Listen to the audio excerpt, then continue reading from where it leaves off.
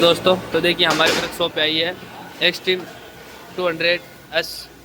ये देखो इसका हम चेन सेट डालेंगे। ये ख़राब हो गया, ये नया डालेंगे। ये रोलियन कंपनी का है। ये देखिए इसकी MRP देखो, ये देखो